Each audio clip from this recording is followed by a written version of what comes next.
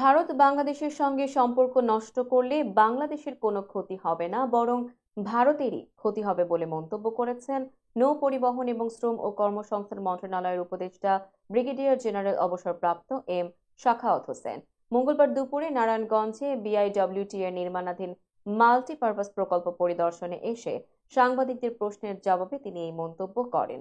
উপদেষ্টা বলেন, ভারত সরকার গায়ে পড়ে বাংলাদেশে অস্থিরতা সৃষ্টির চেষ্টা করলে তারা ভালো থাকতে পারবে না। মূলত ভারতের কিছু রাজনীতিবিদ নির্বাচনে ভোট পাওয়ার উদ্দেশ্যে এবং সেখানকার কিছু গণমাধ্যম বাংলাদেশে অস্থিরতা সৃষ্টির চেষ্টা করছে। তিনি বলেন, ভারত সরকার বাংলাদেশে কোনো অস্থিরতা সৃষ্টির চেষ্টা করবে না বলে প্রত্যাশা করি।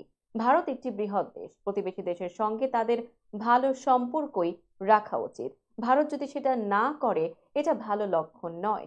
ভারত সরকার যদি গায়ে পড়ে 18 কোটি মানুষের বাংলাদেশে অস্থিরতা সৃষ্টির চেষ্টা করে, তবে তারা ভালো থাকতে পারবে না।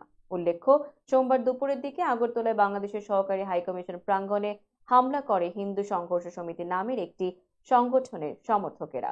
ঘটনাটিকে দুঃখজনক বলে বর্ণনা করেছে ভারতের পররাষ্ট্র মন্ত্রণালয়। আগরতলায় সহকারী হাইকমিশনে হামলায় ক্ষুব্ধ প্রতিক্রিয়া জানিয়েছে বাংলাদেশ সরকার।